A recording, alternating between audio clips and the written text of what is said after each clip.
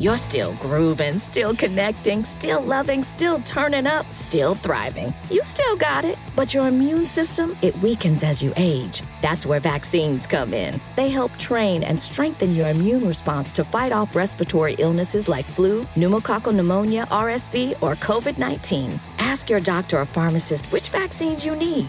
Book in minutes at vaxassist.com. Sponsored by Pfizer. This is the place where sports opinions collide. Dan and Sports. I'm your host, Kenneth B. Inch. Joining me on the show is FIFO. FIFO's back. We got Spike and Shelton. Nick and Q are on the way. We appreciate you guys joining in and tuning in with us once again on a Tuesday as we recap the week in the NFL. And there is some red meat for FIFO. We got NBA talk as well. There's some NBA talk. Yep. We got some NBA talk, and the World Series is going on too. There's been a lot of conversation in the chat about the Major League Baseball playoffs, the World Series playoffs. So we have that with you guys as well. We'll get into that in the first quarter. Second quarter, we're going to talk about that Dolphins game that took place after they beat the Falcons. Third quarter, we will discuss the Ravens and the Bears. So we know why that's on the schedule. Gives old boy a chance to shit on Caleb Williams. And we'll close out the show as we always do with our Spike, I was about to say fun facts. With our weekly picks, power rankings, and your super chats. But as we always do, every week we have our We Need to Talk segment, and we also have our best performance of the week. Shelton, you are up first with that. Yes, sir. So for me, my best performance of the week is definitely Jonathan Taylor. Man, this guy, for me, I don't know if anybody's been paying attention because they've been kind of under the radar with the Colts this year. And, you know, a lot of talk has been about Danny Dimes and what he's been accomplishing, which has been nice. Jonathan Taylor has quietly run out to, in my opinion, the forefront of the MVP race. He's rushed for 850 yards, and this past game, I think he had 12 carries for 153 yards, and he's dominating, which is making it a lot easier for Daniel Jones. I mean, you can't get more lucky than he did. He had Saquon all those years, and then to go straight to Jonathan Taylor. This dude has been the luckiest guy in football, but he's taking advantage of it now. But like I said, Jonathan Taylor has been carrying this team, bro, and it's been under the radar. I think he's rushed for 100 yards and two, at least a couple touchdowns in every game or something crazy like that. He has how many total touchdowns? 12 touchdowns already. It's just been ridiculous, the stats and the numbers he's putting up. And these teams are loading the box, and the Colts and Shane Steichen are making them pay. You got to give those guys their props, man. They are really, really, really putting it on teams this year, and they're getting it done. And Jonathan Taylor is the lead horse in this race. So to me, he's the MVP right now. And I hate it because it's just the quarterback award usually, and the quarterback is probably going to win it this year too. But he deserves his props for what his performance has been this year. Yeah, I agree. I think he's doing an amazing job. But it's like you said, we seen what Saquon did last year. He probably should have won MVP. And I think Taylor is going to suffer the same fate. I don't know which quarterback. They probably may give it to Patty again if they continue to do well. Or, of course, they love Josh Allen. But I think Taylor deserves it 100% from what he's been doing. But I also think that they're going to lean towards giving it to a quarterback versus, like, they'll probably try to give it to Baker if he closes out strong. So I think Baker's definitely in the talks, but I think Jonathan Taylor, as long as he continues this type of performance, bro, I think he's gonna get more respect than what Saquon did last year in terms of the MVP voting. The reason being is you look at Philly, they're built top to bottom. The Colts, their offense is historic, but the defense is not what the Eagles defense was. You know what I'm saying? So I feel like Saquon suffered from that, but I don't think Jonathan Taylor has the same stigma around him. And also the last 2 weeks, bro, he's had 6 touchdowns in the last 2 weeks. I mean, but we see didn't Saquon get down to 2,000 last year? No, he got 2,000 yards.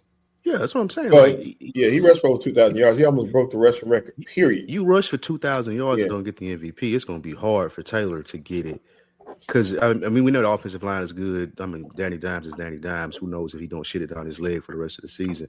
But I just think that they've geared towards it being a quarterback award unless you do something ridiculous. They have. That's pretty much like. Oh, go ahead.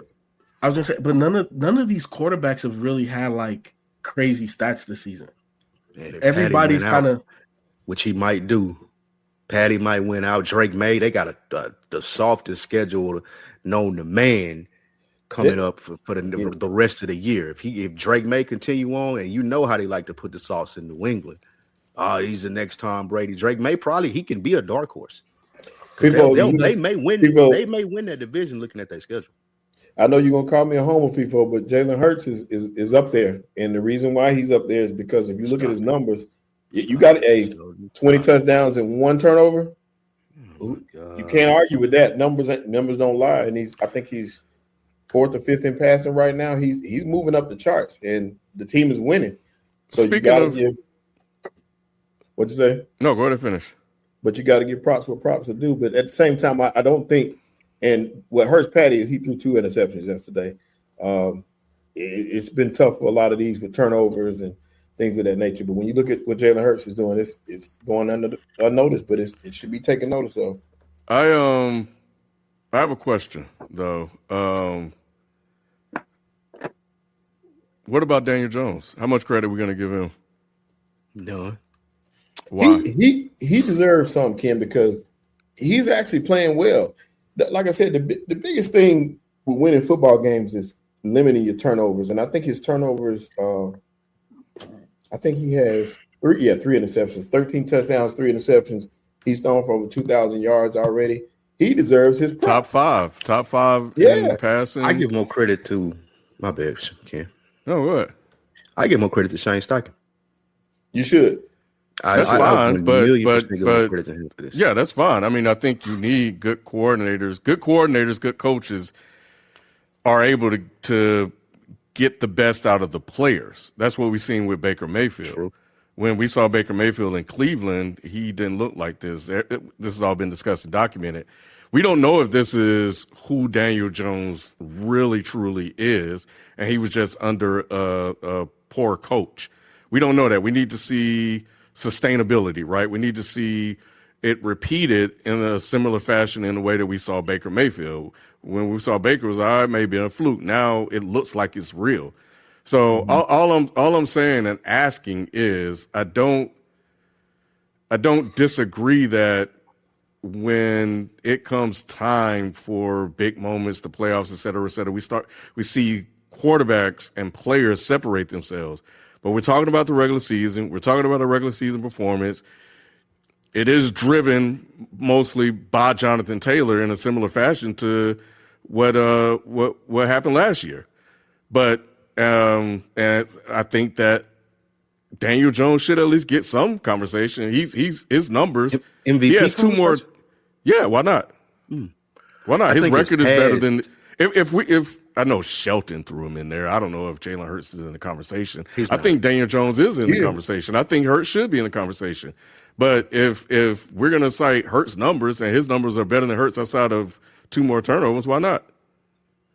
I just think I don't think people will forget him in New York and how he looked. I think it'll take, as you said, Ken, a year of consistency. Then if he comes and does it next year, they'll start to have the conversation about him being the MVP. I just think it was too close to what we've seen in New York.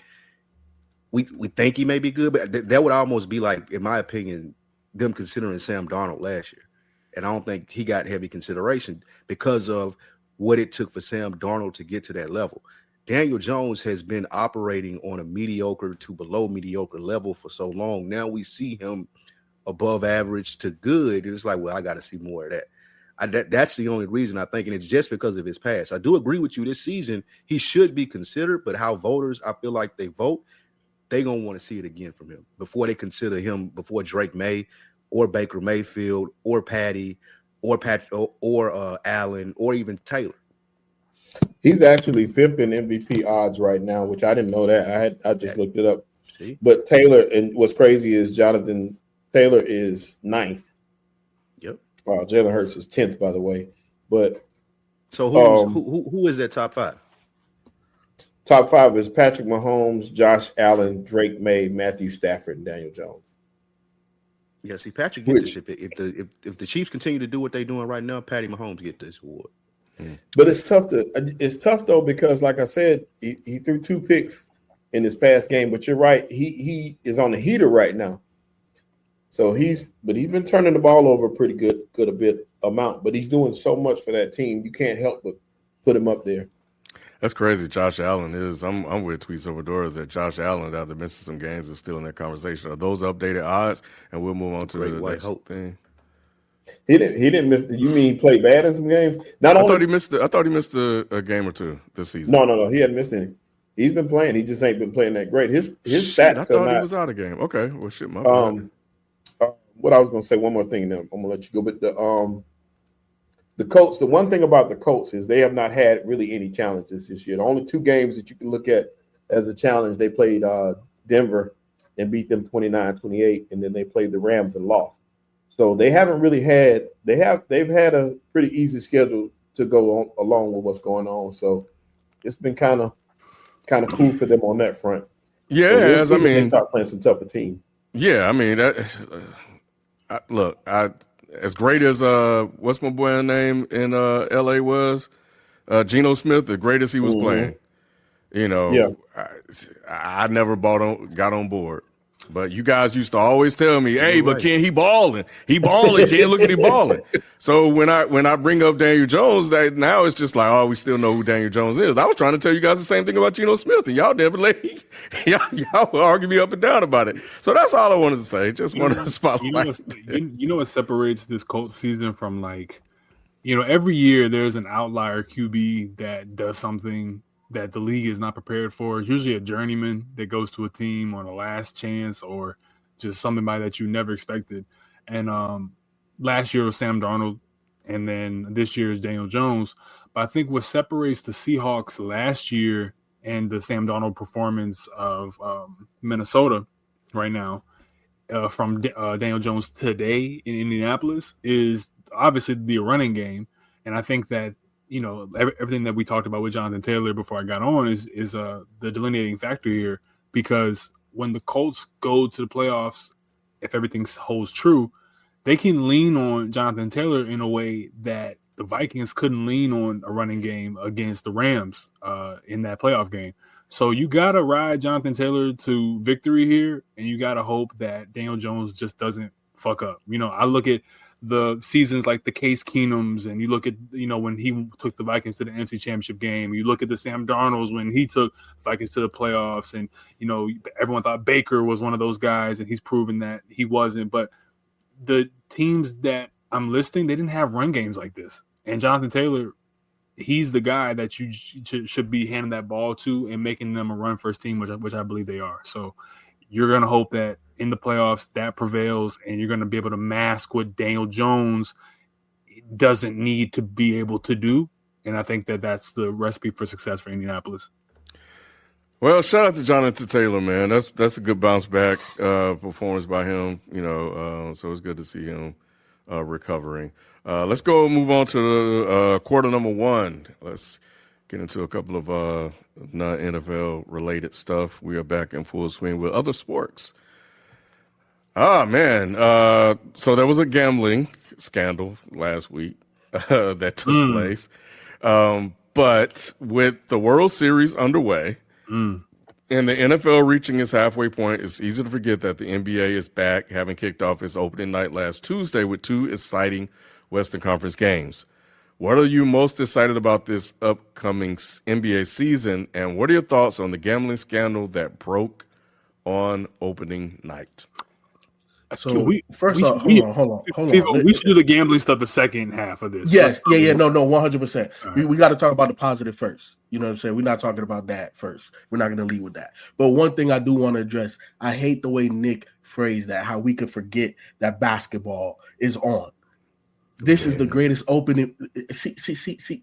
We just need to turn the camera off when it comes to this time, when it comes to Spike, and when it comes to Nick, because y'all don't appreciate amazing basketball that we're seeing. The first 5 drafts picks of this season, they're all balling.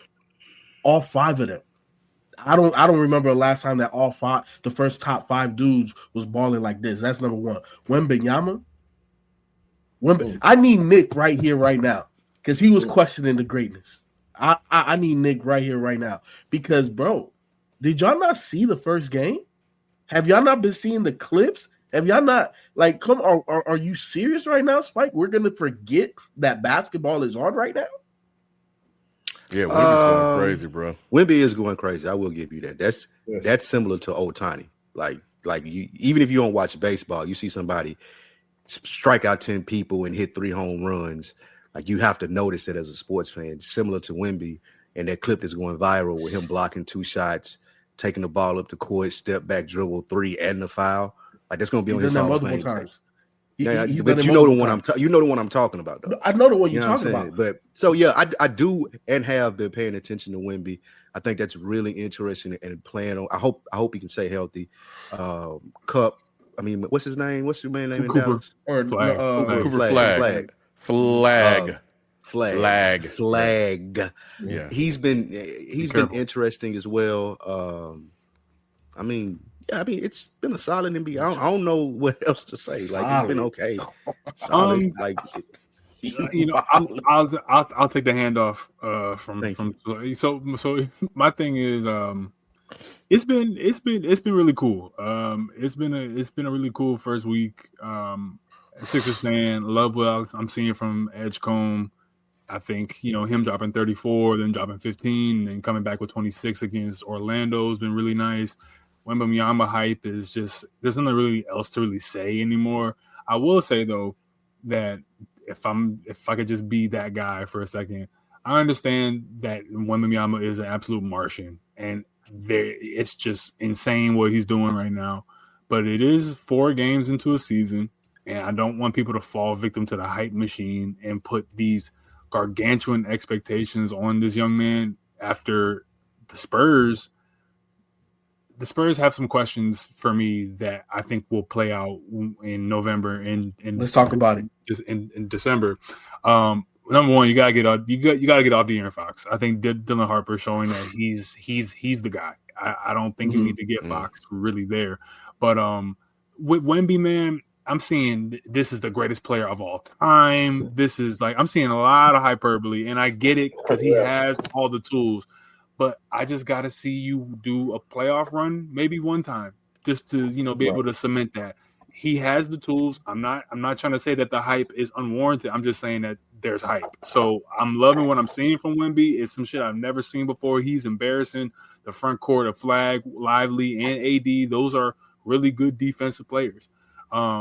And he's been going crazy. The 360 layup. There's just nothing to even say. Like even if you try to bring people down back to earth a little bit, it comes off as hate. So I'm not trying to do that. But it's like I like what San Antonio's doing, and that's been a great thing to see. Steph is just showing his game is eternal. I love Steph Curry. I will always appreciate. That's why I think he's the GOAT point guard. Just doing it at this age, longevity has to match for something. And then the last thing I say that this opening week has showed me is OKC is tough. OKC is built for overtime. OKC and SGA is built for the, just the grind out games. And I think that they've learned from those series with Denver. And Denver looks a little bit shaky too. But those are my takeaway teams so far. So in Denver? Hold on. Yeah. Yeah, everyone I just listed, the Sixers, everybody. Yeah. Gotcha. Okay. Yeah. Real quick. So with the Spurs, I don't disagree on De'Aaron Fox. I just think that pairing Wemby with the fastest person with the ball in his hands in the league is also dangerous. So the way that his contract runs and the way that they drafted Harper, you could play a year or two before you move off of De'Aaron. So I don't necessarily agree with that because you're going to need some veterans come playoff time because I've always said as long as Wemby is healthy, they're going to be in contention. I'm not saying that they're the favorites, but we see that all of the Zen and everything he's done, he came back a little different. He has a level of physicality to his game. And I love the pieces that they have. They're young, but they're gritty. This is just a new age Spurs, right? They have the same fervor that the old Spurs dynasty used to have, but they just playing this modern basketball. They're athletic, they're big, they get up and down, they play faster. Wemby, a lot of his block shots he keeps in bounds, so they play off of those turnovers. It's not out of bounds on us. You know what I'm saying? So love what they're doing. And I don't disagree with Denver. Low key, Aaron Gordon has become their second best player. Yeah. High key. Yeah, high key. Yeah, he's become their second best player, bro. The way he came out game one, he's just a perfect complement to Joker, and he's expanded his game. Look, I some years ago I tweeted Aaron Gordon was the worst player, and I couldn't believe that they made that move. But at the end of the day, he has expounded his game. I knew it was different. In that first game when he pulled up, it was like a rebound or something. He got a long rebound. He pushed the rock. He just stepped right into a three in transition. I said, okay, yeah, this is different. He's Aaron Gordon is following a similar career arc to what Blake Griffin did when he got to Detroit. 1,000,000%. 1,000,000%. I seen Portland upset somebody the other night. Your boy Scoot and them. They good. Portland upset a lot of people, but that's the second half of the conversation. You're still grooving, still connecting, still loving, still turning up, still thriving. You still got it, but your immune system, it weakens as you age. That's where vaccines come in. They help train and strengthen your immune response to fight off respiratory illnesses like flu, pneumococcal pneumonia, RSV, or COVID-19. Ask your doctor or pharmacist which vaccines you need. Book in minutes at vaxassist.com. Sponsored by Pfizer. You know what's crazy is a lot of these teams are looking good early on. It's a lot of I'm seeing a lot of parity in the league. I like what Philly's doing with VJ Max, VJ and Tyrese Maxey, which is crazy because you got Paul George still yet to play, and then you got Joel Embiid on a minutes restriction. So you got your younger guys stepping up and leading this team. These dudes I think Tyrese Maxey's leading the league in scoring right now, which is crazy. Like, he killing right now. And then VJ looking like rookie of the year. I mean, it's 4 games in, but rookie of the year is right there for his. And Jared McKinney too, right there. Yeah, these guys are hooping, man, and it's showing tonight. Embiid, they're in overtime now, but Embiid got 26, 25. So he's playing tonight, but you seeing Max do some great things. So I'm loving what the Sixers are doing. You even see Washington looks solid. And some of these teams that people don't think about are actually playing well. I'm proud of my Hornets. They are 2-1 right now. And every team is not every team, but a lot of these teams are looking really solid right now. James Harden, some of the players that we know of are starting to play better ball too. So you see James Harden looking good. Russ looks like a fit in Sacramento. I'm liking what I'm seeing out of the early season, these first 4 games. You got the Bulls. That's another team I was going to mention. I'm going to get off all of them. I'm not going to mention all of them, but the Bulls are undefeated right now. NBA. I did, didn't I? Giddy has found his home, and Giddy. Chill out, Ken. I'm interested in. My bad, I couldn't hear. That's Giddy is hooping right now. He leading that team, man, and that's going to be a formidable challenge for some teams. The Chicago Bulls going down the stretch, which is. I'm interested in the Rockets. That lineup, like that tall lineup that they have.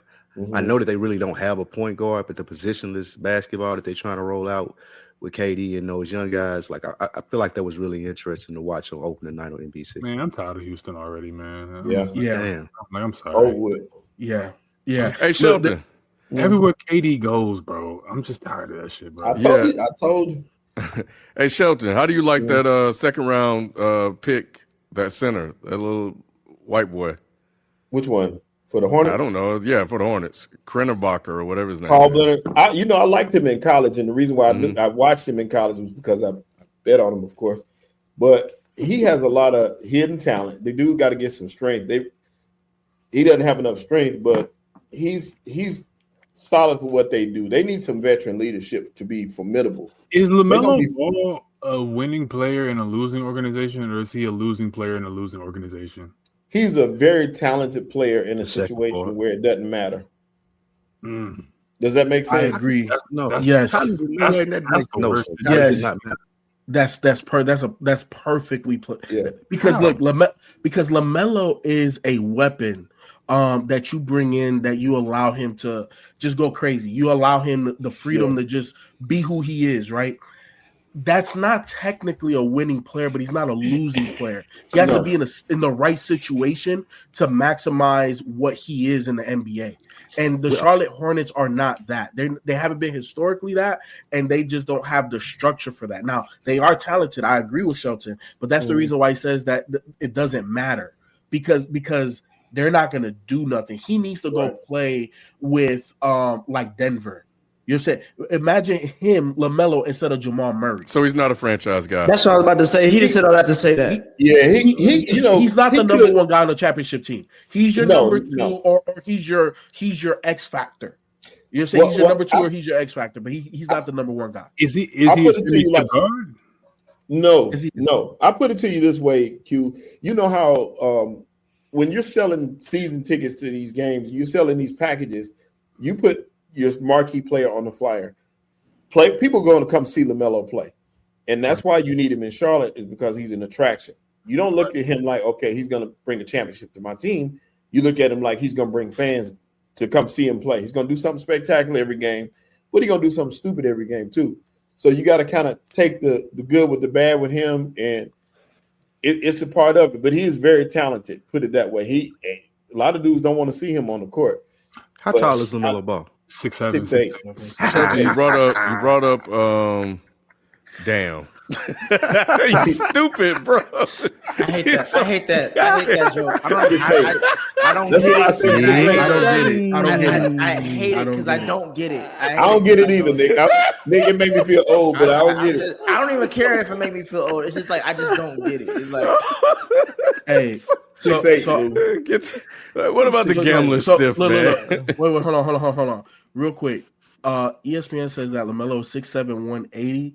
And somebody said that he's a chucker, and that's all he is. Bro, he's shooting 48.3% from the field, 9.7 assists, 8 rebounds, and 28 points, bro.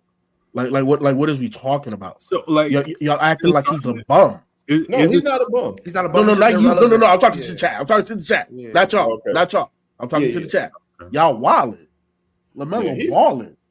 All I gotta say before we talk about the scandal shit is Knicks in 6. You know what I'm saying? That's the goal, Ken. If the Knicks don't win the title this year, then they ain't never win. That's how many they losing. Well, I hope that happens. This is the year, though. This is everybody hurt. This reminds me of Steph Curry first ring. Everybody good is hurt.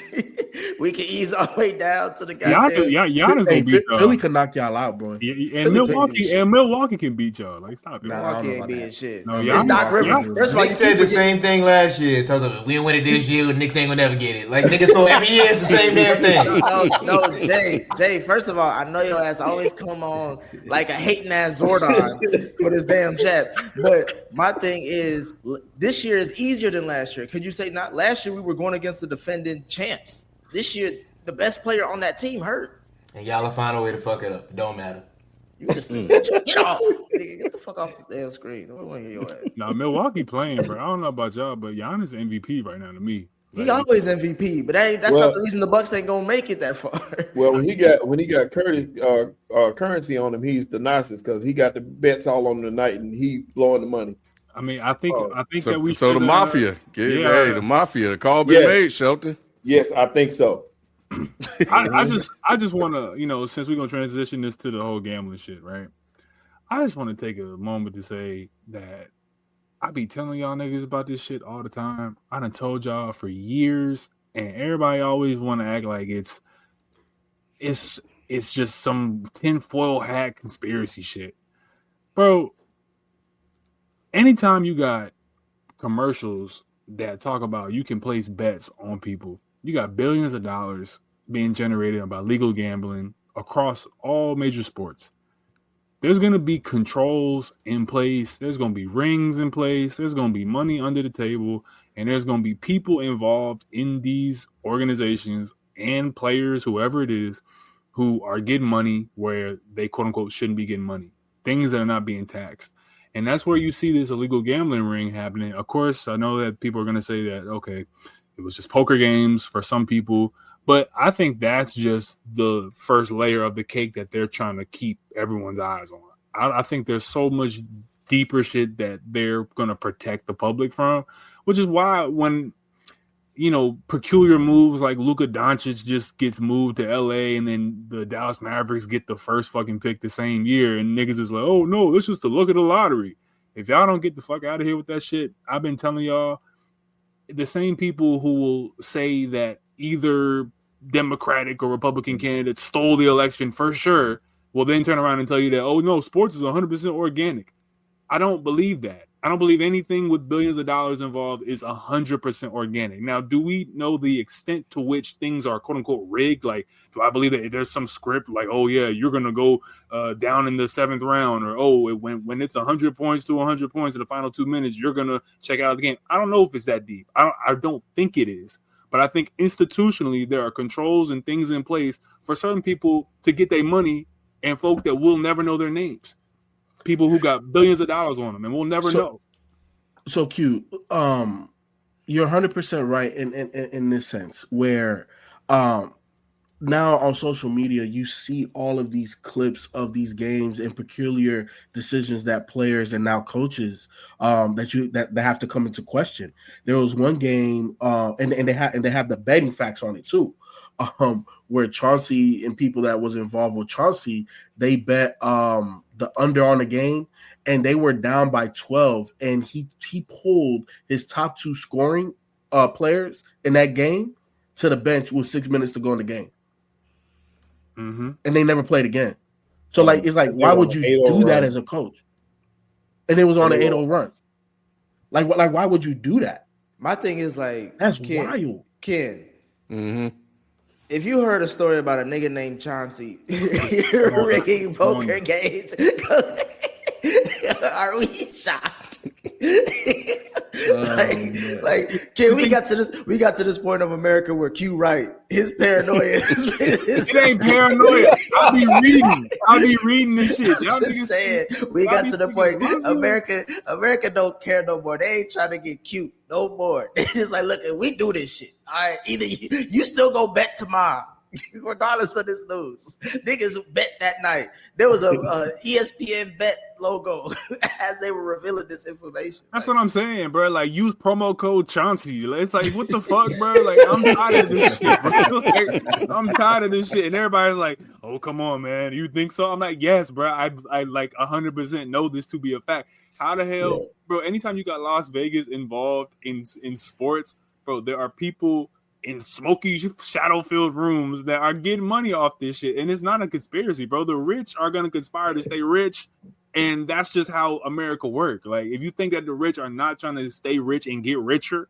you're crazy, man. And I'm not saying that, once again, this is WWE and Patrick Mahomes is throwing picks because of he got a gambling debt. But if you're trying to tell me that 100% across the board, nobody who's a player or a coach or assistant coach is under some pressure from the mob, like we're seeing in these cases that you have crime families that are linked to this shit, and you're telling me that nobody ever in sports has been under pressure from any of these mafia folk to take a dive in this round, or you better call this a strikeout on in this World Series, or if it's close, you better like the Tuck rule.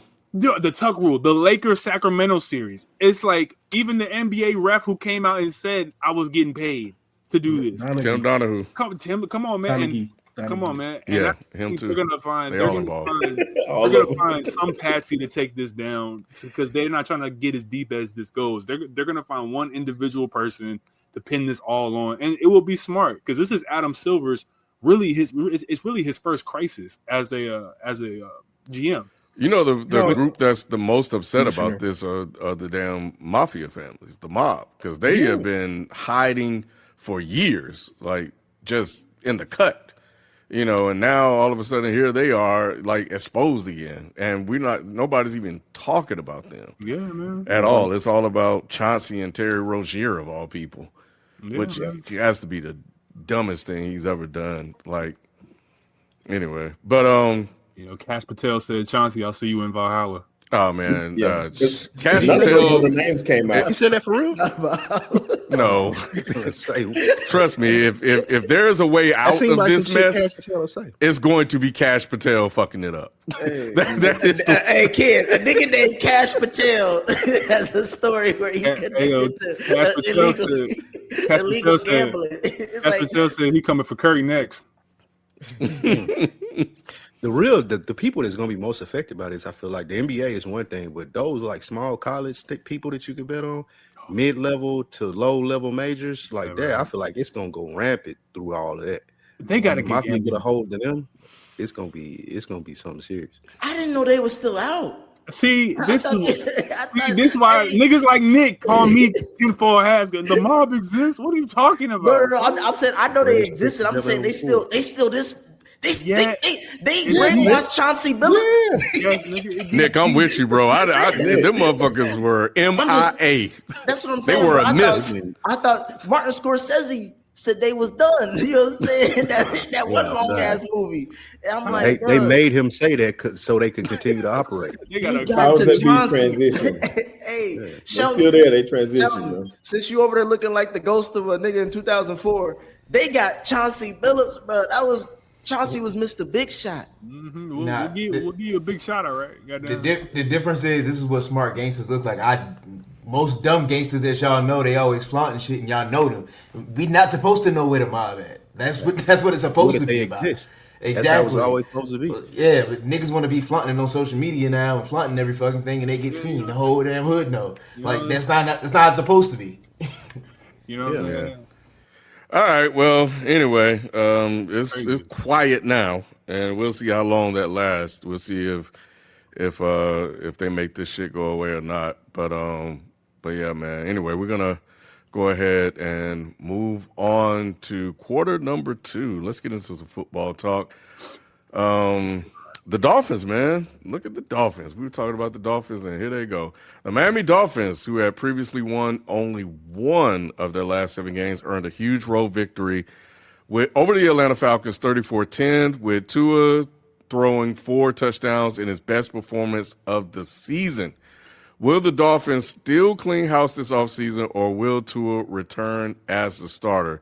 And did the Falcons make a mistake in picking Michael Penix as their potential franchise QB? Fun fact, Michael Penix Jr., MPJ, ranks 30th in passing touchdowns among NFL quarterbacks for the current season with 5 touchdowns. He has 1,409 passing yards, and 3 picks, and ranks 24th in passing yards. He didn't play this game, right, Nick? I was going to say he didn't even play. Yeah, he didn't play. He didn't play this game. But here's what I want to say, though, and I'll hand it over to y'all. The Falcons have been playing like shit ever since he started talking shit after that big game. What game? Whoever they beat whoever they beat, Bills. the Bills. Once the Bills, he in this press conference, he just like CJ Stroud, he was out there talking cash shit, talking about we ranked top 5 in offense, top 5 in defense, all this shit he was talking about we're one of the ones or whatever he was saying. He said that? Bro, he was talking, Nick. He was talking like they had just did something. Media like that, so I'm deferring to y'all. I wasn't either. It just popped up, and I'm like, bro, y'all haven't really done anything. And they haven't done shit since. I don't think this is a Penix thing, though. I think that once, finally on Nick's side with this, once Raheem Morris out of here, you get to see Penix with a real offensive coach and a real coach, a head coach that could kind of guide him to where he could be potentially. When I see him play, it ain't from lack of talent. It don't look like he's a bust out there. Just like he played for the fucking Falcons. And the Falcons go do Falcon stuff. They do it all the time, like losing to the Dolphins and Tua. So I feel like if they get somebody on the sideline that's able to navigate Penix the correct way, then he's going to be okay. He's not a bust at all. It just looks like Raheem Morris is not that person, and it's time to make a change probably at the end of the season. For me, go ahead. No, go ahead, Joe. No, I was just going to say that 49ers game that he got hurt in, I think that when he got hit in the leg, it scared him. We got to remember this guy's had 2 major leg surgeries. And I watched him in that 49ers game, and I felt like they were going to win that game, even though, he made some bonehead mistakes. He's a second-year player. But when he got hit in the legs, I could tell his whole mentality changed. The way he approached the game, his throws were short. He was trying to get that ball out of there. That leg was hurting, and he was scared. So that changed his whole mentality. I think when he comes back, he's going to be fine. Plus, this past game, you were playing without him. You're playing without Drake London. This was a game that they had to win because you're playing the Dolphins, but it definitely was a trap game. They got caught out there not ready, and it's the NFL. We know that. So if you're not ready to play, I don't care what team you're playing any given Sunday, that could be the week that you lose. So in saying that, I'm not really worried about him. I look at the team as a whole, and I see them, still growing and ascending. I think the Falcons will be better than they've been in the past. Both these teams suck, man. Both these teams suck, and I just, there's nothing else to say here. Okay, so before this game, maybe I can see if I can look it up. Where was he ranked? Let's go! You're still grooving, still connecting, still loving, still turning up, still thriving. You still got it, but your immune system, it weakens as you age. That's where vaccines come in. They help train and strengthen your immune response to fight off respiratory illnesses like flu, pneumococcal pneumonia, RSV, or COVID-19. Ask your doctor or pharmacist which vaccines you need. Book in minutes at vaxassist.com. Sponsored by Pfizer. Because it probably wasn't even so I get his I get his ranking now because he didn't play in this game, so that would impact his standing. But where was he at last week? Yeah. It's still wrong with Michael Penix. Yeah. It may not have been great, but we got to think this still ain't even 16 games yet, I don't think. No, nothing is wrong with him. Yeah. And he got the weapons, and he got the best player in the league possibly in his backfield. There's nothing wrong with Michael Penix. Right. They're still going through growing pains. There just needs to be a better system in place so you don't lose at home to the Dolphins and you get out-coached by Mike niggas McDaniels. Not consistent, bro. That's unacceptable. That's what I'm about to ask, because it's like, to me, it's like, granted, he's not a number 1 overall pick. He's not even a top 5 overall pick. He would have been though. He's top 10. He's top 10. He's top 8. He should have been. My thing is, again, the same thing like with Caleb and everybody else. Like at what point in time are you on the clock? Because when you get drafted to shitball team, that's why you're a top 10 pick. Under 16 games. Yeah, but for quarterbacks, we judge them differently than anybody else.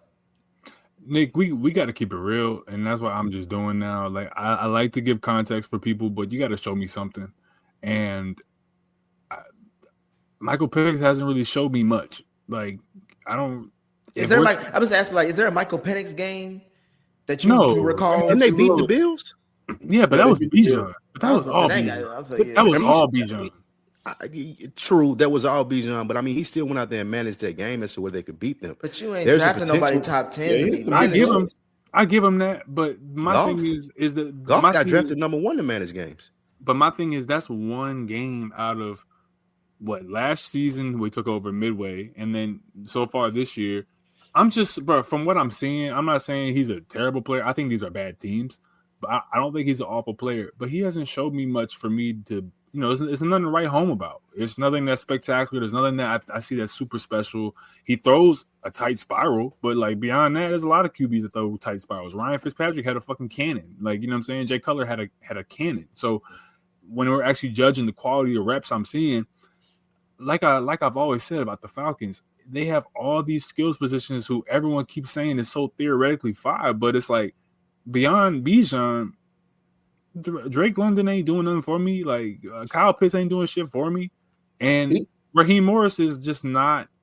He's not in the pocket right now, and he's not where he needs to be as a coach for this team. And I think he's going to have to get out of here, and a new voice is going to have to come in and try to right this ship for the Falcons. Because, like I said, you're not going to give up on these theoretical pieces yet. You have to see if anybody can pull something out of this team. Tua just caught them on a really bad day, and you know what I'm saying? I don't really have much to say about Tua. He's still ass to me.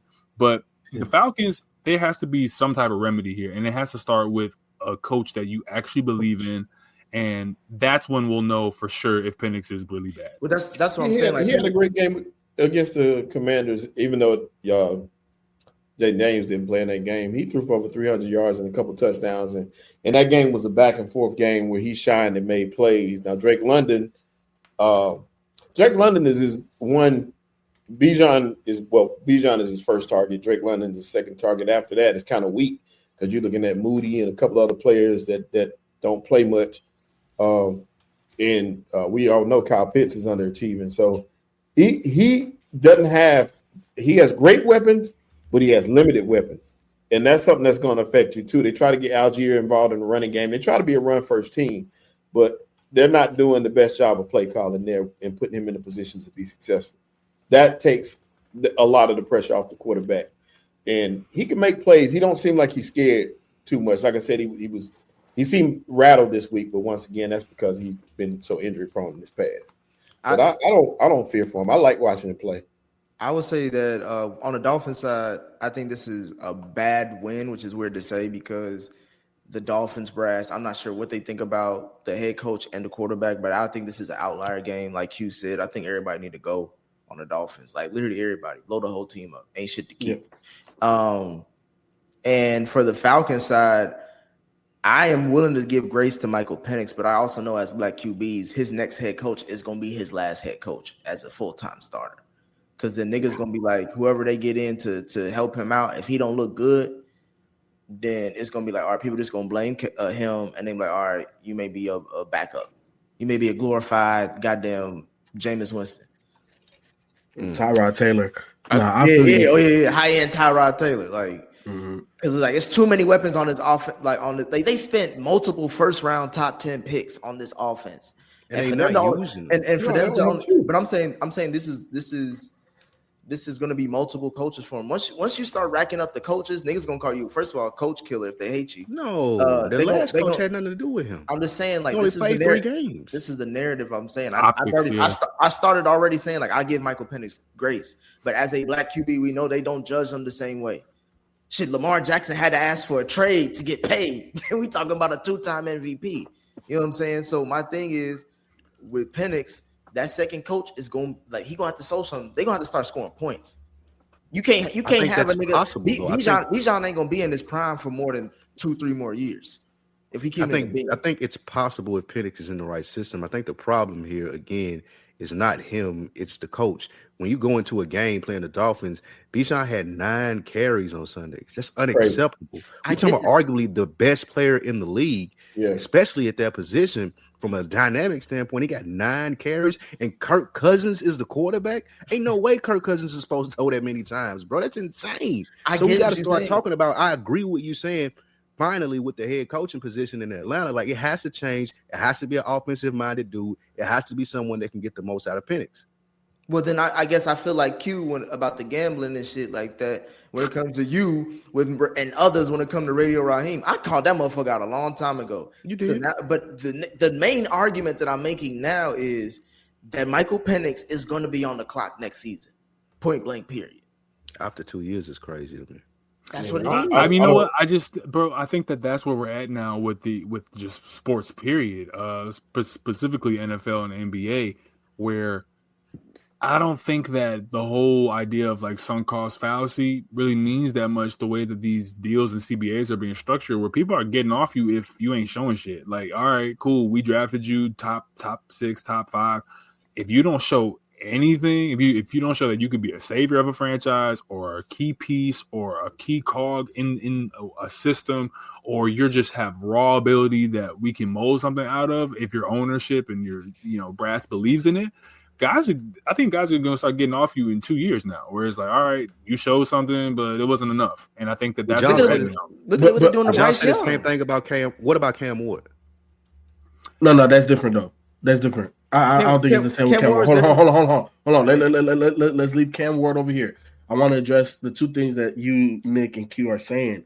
Did we not just praise Daniel Jones going to another place? But right. it aligns with the timeline that you said, Nick, right? Like, you're going to have a head coach, and then if it doesn't work, they're going to bring another dude. And if it doesn't work with him, it's going to be you. Mm-hmm. Like, the third step is you're out. You might get another opportunity, but we've seen Sam Darnold go to multiple places. Now we see Mac Jones with San Francisco looking like he's really a starting QB in the league, right? Like we see that. People move off of people relatively quick, but maybe it's not always the right answer. My thing is that you, as long as you display something. In Sam Darnold's case, he was seeing ghosts back with the Jets. He was seeing ghosts. He out of his own mouth, right? So sometimes people just need time to settle into who they are. Some people take a little bit longer, but then you're going to be a journeyman, and you're gonna have to try to find a home. And he did with Seattle.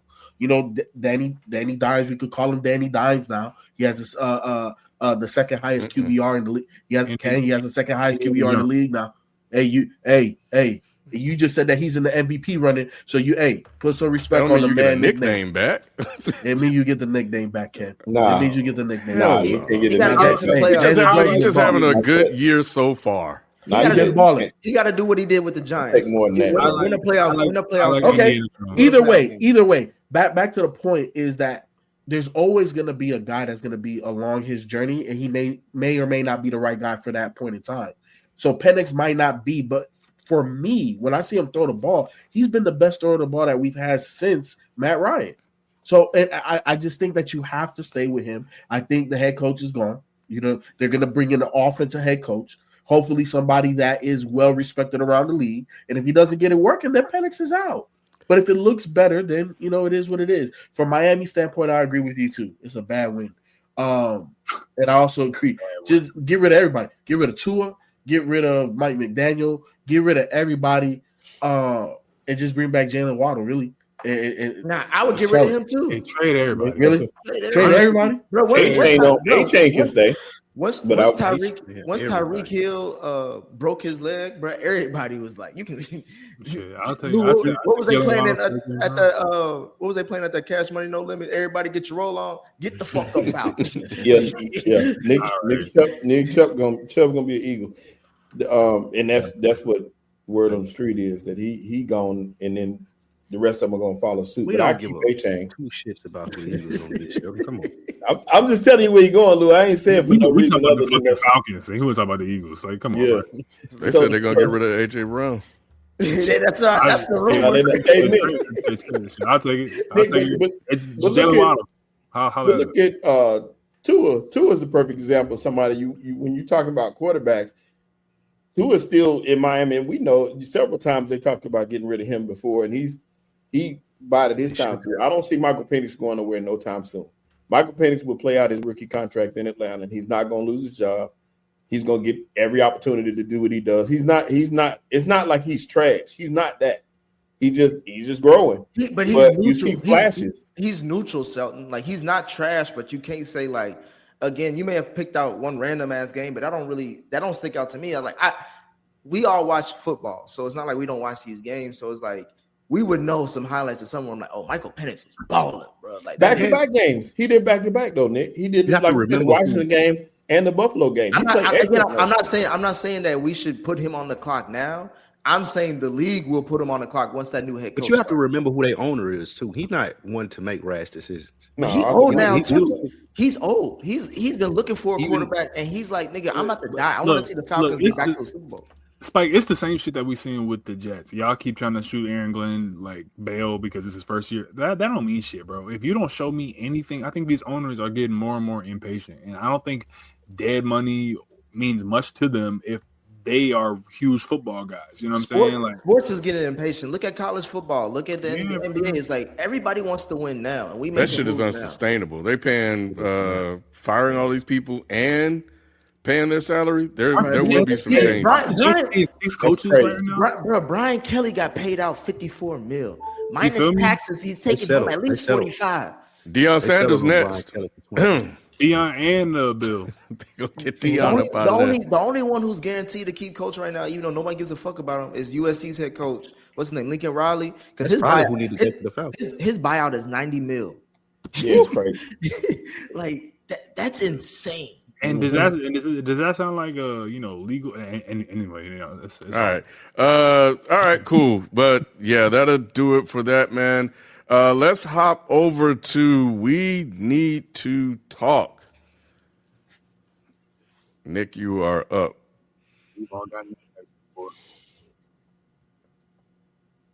Oh, I just keep going. Okay, I guess I just. Oh, I didn't hear it. Y'all heard something? I didn't hear anything. No, I was just waiting on the graphics and all that shit. You got it right. You know what I'm saying? Appreciate you, Jay. Yeah, we need to talk. We need to talk about Adam Silver. I didn't want to say too much about the gambling thing with NBA talk because I wanted to save my points mostly aimed at Adam Silver. Someone mentioned that Adam Silver's been doing a good job up until now. I would say we need to talk. You know what I'm saying? Like since the Donald Sterling shit, You could argue the NBA has gotten weaker as a product domestically. Maybe in the international realm, they really give a fuck about more international players than they have now, because most of the stars in the league they're not US born. I think since 2018, I think James Harden was the last US born player to win the MVP. It's been international players since then. That says something to me about the league, but also we talk about the All-Star game is a piece of shit. Mm-hmm. These load management, half the time, like your favorite player ain't playing, it's gotten worse.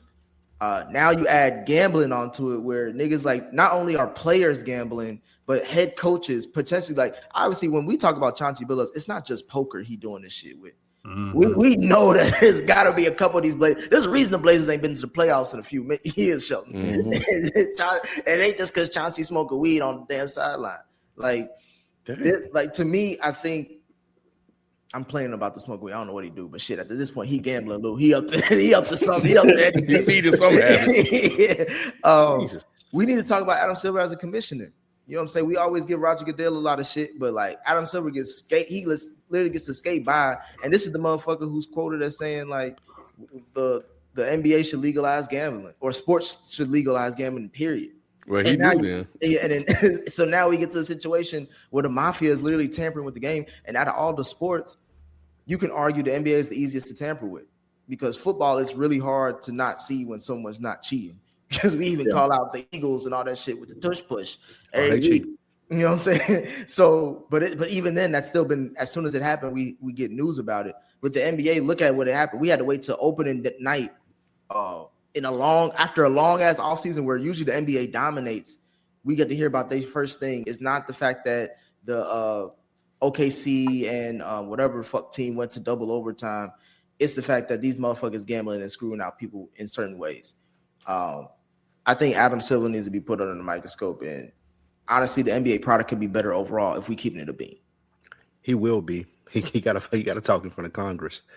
I want to see how hard they're gonna go on him. Pause. Yeah, fair, but I do want to see how they go. If they're gonna be like rough in their questioning with him, or they're gonna like handle him with kid gloves. That's gonna say a lot as to where we are. Mm-hmm.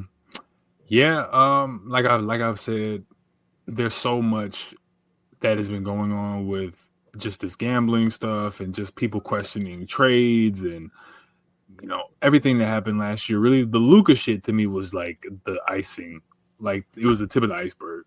And I feel like now this is completely opened up the floodgates. And now you have a crisis on your hands if you are Adam Silver. This is his first crisis as a commissioner. And I think that he has to find, like I said, he's going to find one or two people who can take the blame for this and explain the rest of it away, take the fall, take the major fine, take the year in fucking prison, and then let's sweep this under the rug. Because if they start cooperating and people start telling names and names start getting named even more, this goes so much deeper than just the NBA.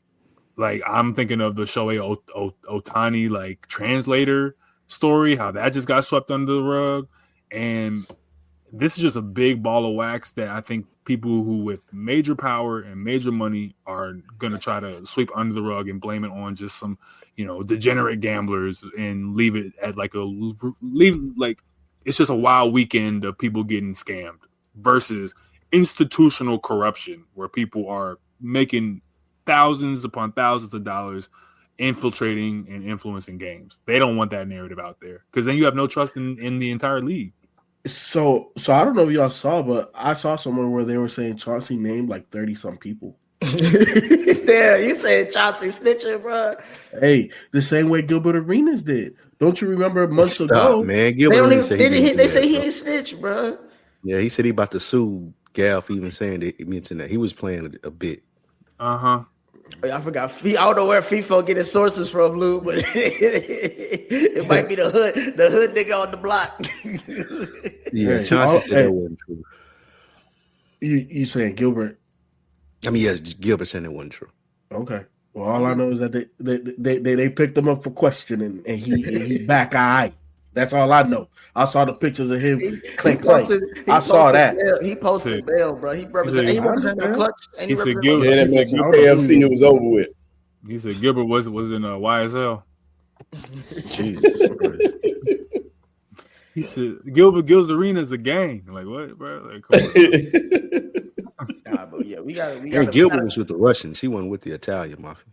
See, all the Mario and Luigi's and shit, they just blame they just blaming it on us. We the Molion and shit. Like they just blaming it on us. So we have seen a lot of black folks like as the face of this. It ain't really nothing else besides like you hear the name of the mafia, but like that's like saying the boogeyman. Like that really means. Anybody trying to say that shit, man? Hey, you know, the mafia and cartel, leave them niggas alone. Like, you know what I'm saying? They got the cartel, they got soccer on lock. Mafia got, you know what I'm saying? There's some other ethnicities that I can't say on this podcast that are also involved in that shit in Vegas. But yeah, we still trying to get sponsors, Q. Yeah, you know what I'm saying? I ain't trying to get Dr. Umar out here, but you know. Well, yeah, it'll be interesting to see where this whole thing goes from here, and you know what else we may find out with other sports, if any, down the line. So we'll see. But moving on, man. Let's get into quarter number 3. Let's go! You're still grooving, still connecting, still loving, still turning up, still thriving. You still got it, but your immune system, it weakens as you age. That's where vaccines come in. They help train and strengthen your immune response to fight off respiratory illnesses like flu, pneumococcal pneumonia, RSV, or COVID-19. Ask your doctor or pharmacist which vaccines you need. Book in minutes at vaxassist.com. Sponsored by Pfizer. The Baltimore Ravens saved their season by pulling off an upset win at home against the red hot Chicago Bears, who were coming off a 4-game winning streak, 30-16. Does this victory mean the Ravens still have a chance to make the playoffs or win the division? At the midway point of the season, what is your evaluation of Caleb Williams in year 2? Fun fact, Caleb Williams has not thrown a touchdown since week 6 against the Commanders. Since his 4-touchdown performance against the Cowboys, he has thrown only 2 touchdowns and 3 interceptions. Wow. I know he wrote that in there for me. Of course, because you always say, hey, FIFA used to give us daily mail from Chicago. He would go to Chicago and deliver the mail to tell us, like, this is what Caleb doing. I ain't get the mail yet. So, you ain't got it set. I thought I had to call up the office. I thought my subscription was canceled. Hey, look. I will say this, and this is the reason why you didn't want to answer. Caleb Williams is playing better this year than he did last year. That is facts. Where I will say that we have to hold his feet to the fire and be accountable for is there's a stark difference from when Caleb starts a game and they're on script on what Ben Johnson, where he wants the ball to go, how he needs to get there, to when they get off script in the second half and when you need it plays. And that's where he hasn't taken a step, where we see some of these other second-year quarterbacks like Drake May take that step, right? Yeah, he has a better offensive coordinator this year than he did last year, but he's taking that step and making those plays when you need to make them. And Caleb's not doing that, but Caleb is playing better. That being said, hey, I'm going to use your word, Nick, shitball, because he has to do it when it counts most if you're going to be considered a franchise quarterback, and he's not doing it. I was watching that Baltimore Raven game, and there was a couple of throws where the mechanics is off and you're not getting the ball where you need it to go. And so it's not like it's completely broken and he's lost, kind of like Anthony Richardson losing his job to Danny Dimes right now. You know what I'm saying? Like we saw he basically hung himself, no pun intended, when he didn't call the protection. When he didn't call the protection, he got hurt. It was a wrap. You know what I'm saying? Now Danny Dimes came in there. Caleb Williams needs to fix it because, like you said, Nick, he's on his second head coach, and he's well regarded. Everybody wanted him. We see some improvement, but it's not where it needs to be. If he can't make it work by next season, he out. Because the first thing the head coach is gonna say is, "That's not my guy. I ain't pick. That's not my guy. I ain't pick him up." Y'all gave him to me, even though that's number one pick. We can say that we can argue that he came to Chicago because of Caleb. So we gonna keep it real here. There's no argument. That's why you went there. Yeah. Are we gonna all right? So we gonna keep it real here. All right. Very quickly, do the Ravens have a chance? Yeah, as long as the Steelers playing defense the way they are, they have a chance. They do. But moving on from that, it's shameful what just happened on Sunday. If you're a Chicago fan, it's absolutely shameful, and it's absolutely inexcusable to lose to the Jordan Peele tether version of Lamar Jackson. Like that makes no sense. Like, if you are Caleb Williams, like that, that's new. Like, come on, man. Like, it makes no sense if you are a Chicago Bears fan how you leave this stadium without a W. If you're Caleb Williams and you have been crowned as being franchise guy, maybe franchise savior is too hyperbolic, but some people were hype about that, and saying that could possibly be his role as a franchise savior. So if you're just a franchise QB, that doesn't necessarily mean that you're going to the Hall of Fame. Doesn't necessarily mean that you're going to be an all-time guy. It just means you're a franchise QB.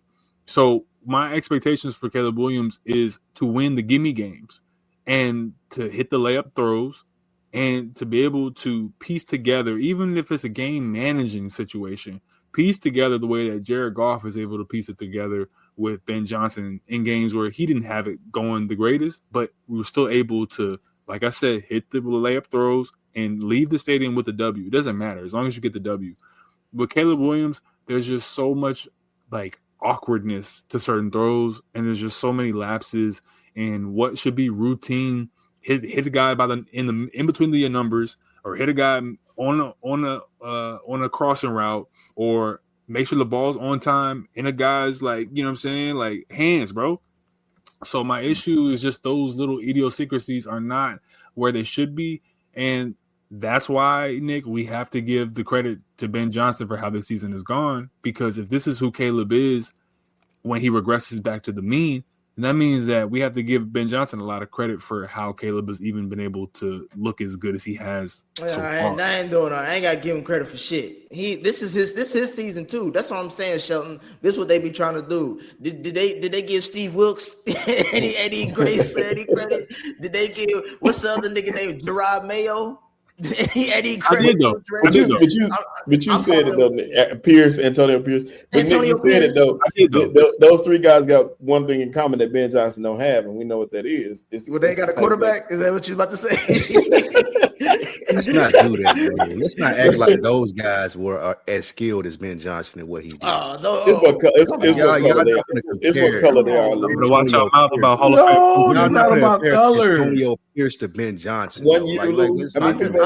I'm just saying this, Lou. The last time I seen Ben Johnson coach a really good offense, he had Jameson Williamson. He had Jameson Williamson throw a pass in the what was it, the second round as a first overall team, where your offense is carrying your team because the defense literally was hurt. Everybody on all defense was hurt. They almost called you an offense that dominated that whole season. Listen, Ben Johnson is good. We know that, and that goes to what we've seen from Caleb so far this year. Like you said, in the scripted plays, Caleb is usually doing average or above average things. It's when he got to make the decisions and be the quarterback that they want or need him to be. That's when he break down. So that's when the questions fall back to Caleb. It ain't on Ben Johnson. This is on Caleb Williams. We have to know if Caleb Williams can play football. We haven't seen him yet be the person that they thought he would be coming out of USC. But you can't say hold on, Nick. I will say this though, right? On the other side though, when you're a head coach, you are in charge of how this whole team looks. That defense, yes, even though they have had a couple of players, individual, Tremaine Edmonds, this is arguably one of his best seasons, the middle linebacker over there. They have certain guys that's playing really good, but as a total defense, they're not playing good enough to support that offense either. That's on Ben Johnson. And even though it's not fair, but he's the head coach, so he has to take a big piece of that pie. I'm not hold on. My defense is playing better. No, 100%. He got to figure that out. But we have to hold him accountable. The defense got to get better. The only nigga who's over 30 that I'm referring to as Snoop, last name is Dog. If you let a nigga named Snoop score 30 points on you, bro, in a gimme game, that's the difference between. To me, the difference between the way that we're looking at Drake May and the way we're looking at Caleb Williams is that Drake May is winning these gimme games, like Q said. You can argue that he has a better head coach because of Mike Vrabel with the coaching experience. Actually, I will say they got a better head coach because Ben Johnson ain't proving shit to me. Wow. But this little 4-game win streak that the New England Patriots are on, that everybody gassing up, they've been beating bums. But because we know they've been beating bums, they've been winning. So you kind of got to give them credit. Like if you're a good team defeats shitty teams. Right now, we don't know what the Chicago Bears are. They look just, to me, it's the same but different. You know what I'm saying? Like you could say that Caleb looks better than last year, but the same results is the same results. You know what I'm saying? And to me, like I said, this is the reason why I said he's the rich man's version of Jared Goff, as far as like he's more talented than Jared Goff, like when it comes to how he can throw the ball and all that off-platform shit, but he's not efficient. He doesn't look like y'all mentioned, when he's not playing within the first quarter of the game, you don't know what the fuck you about to get out of him. But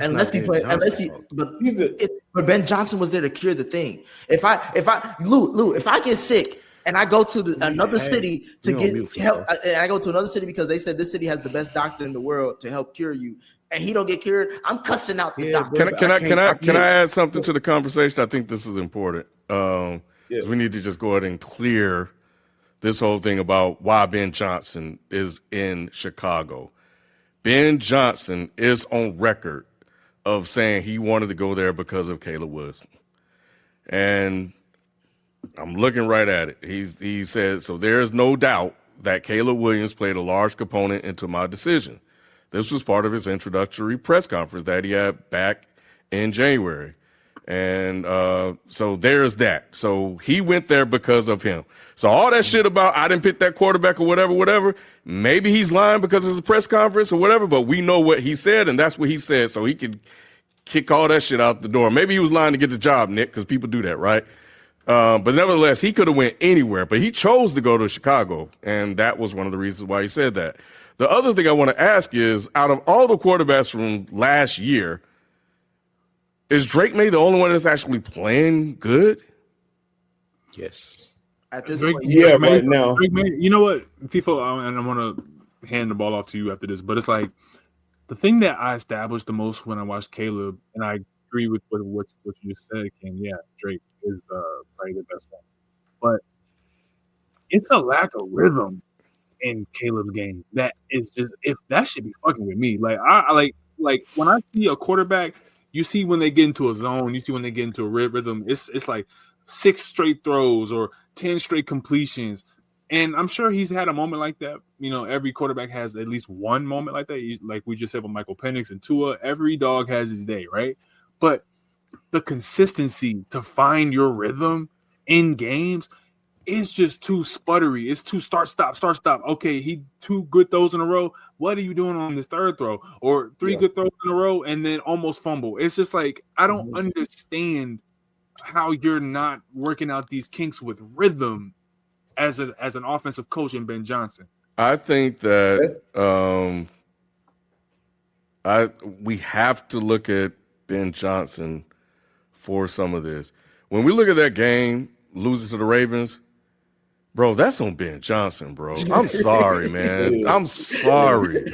We're not putting this on Caleb Williams, bro. They had a fucking he fell for the damn trick, the trap that Harbaugh laid for him with Lamar Jackson. I honestly feel like Ben Johnson prepared. Fine, it is. Yes, absolutely. I feel like Ben Johnson fell for that, and he spent a lot of time preparing for Lamar Jackson. And then this guy went on the field, and he have shit else to do.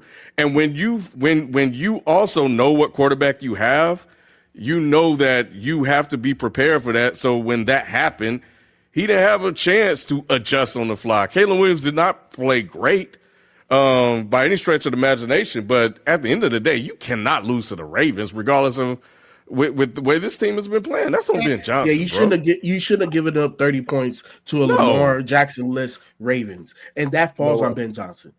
And you should have put up more than 16, and that falls on Ben Johnson, but also falls on Caleb. But the defense, to me, that's more Ben Johnson. But when I watch him play, it's like typically the teams take on the personality of the coach.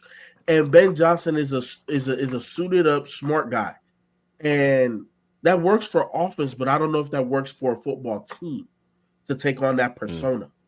Well, he called out Caleb for dumb decisions that he did. I think one was the intentional grounding. I think another intentional grounding, just idiotic shit.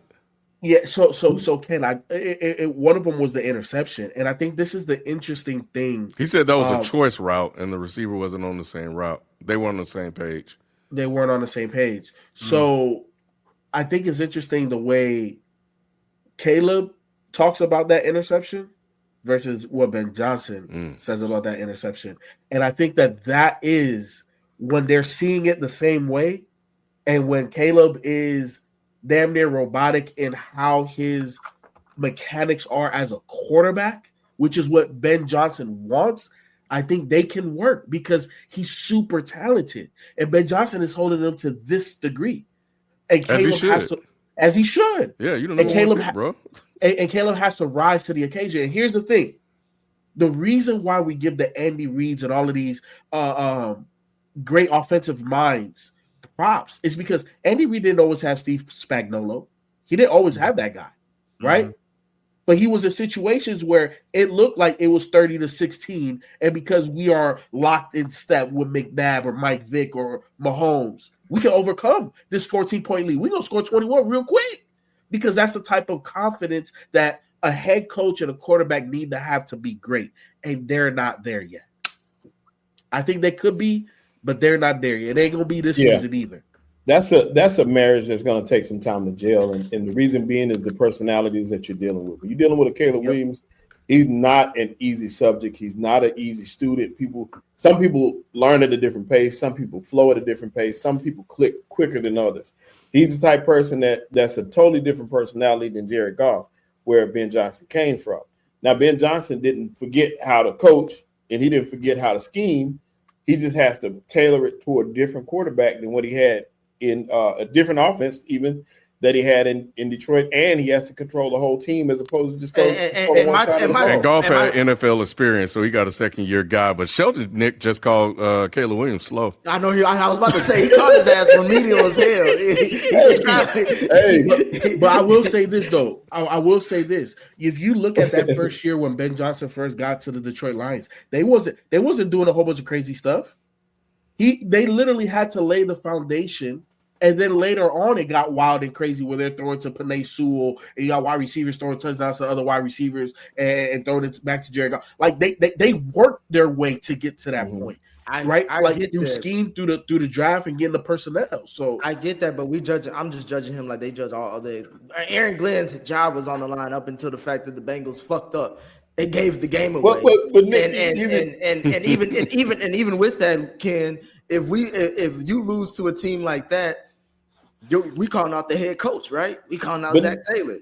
But Nick, even if you saying that though, then you got to give him a passing grade because he's 2 games out of first place and he has an easy next 3 games. So we could be talking about a guy that's in first place in 3 weeks. Is this team going to the playoffs the way they playing? No. They're 4-3 right now, so they got just as much a shot as anybody else in that. The 7 NFC playoff teams are set. I think so. The 7 NFC playoff teams are set already. It's going to be 3 from the NFC West, 2 from the North, the Eagles, and then the Bucks. It's it. It's a wrap. And Dallas is still right there too. But don't try to gaslight me, Q. It's gonna happen. MVP. No, but the thing is that let's just call a spade a spade. I'm on some Nick shit tonight where it's like we got to call it for what it is. Caleb Williams is lucky that there is no generational quarterback in this draft. I don't think so. He's lucky. He's super lucky, man. I'm gonna tell you right now. Like I said with Michael Penix and them moving off guys in 2 years and whatnot, if there was an Andrew Luck in this draft, they're not keeping Caleb Williams there. Well, they wouldn't. Once again, they win in games though, Q. So they're not going to be there to pick another player like that. You got to look at something, and they don't have the capital to get up there to get another. But if they keep losing these games, then they in contention. They losing these games, and his stats since playing the worst defense in the NFL outside of Cincinnati is the fact that he has looked bad in their wins and losses. But hadn't they won like 3 in a row? They won four in a row, but he's talking about Yeah. Caleb's performance specifically. What shit? When we gonna put JJ McCarthy on the line? I know he ain't playing, but damn. He got Like all these other games. quarterbacks. Like if you look at all the other quarterbacks statistically, Drake May is the only one that statistically looks great. Everybody else is middle of the road. Bo Nix just happened to be winning games. Yeah, Drake May. We're not critical over everybody else's performance. Jaden Daniels can't even stay on the fucking field, and that team is losing. Hey, hey, Ken, I wake up cussing out Bo Nix. So I'm critical. Like I can't. Well, we just talked about Michael Penix, and and look at him. Shameful. So neither one of them were number one picks, but I don't know. I still think, if we said patience with Penix, there's patience here too. Yeah, I am not team patience. That's why you weren't team patience last year. Hell no. I said this early on this season. I was like, this is a Ben Johnson year. This is not a Caleb Williams year to me, because they paying Ben Johnson to fix Caleb Williams. If he can't do that, if by the end of the season we still get the same Caleb Williams that we're seeing right now in week 8, week 9, whatever, then to me that's a Ben Johnson issue. That's not a Caleb Williams. No, I'll be inclined to agree with you. It'll be next season before we really see a turnaround. And I want to ask you this: so were y'all not patient with Jalen Hurts? No, FIFO. Why would you say still that? being patient with Jalen Hurts? Why would you say that? No, FIFO. He made the playoffs. His first year That's a great question, FIFO. That is a great question. No, it's not. He made the playoffs his first year starting.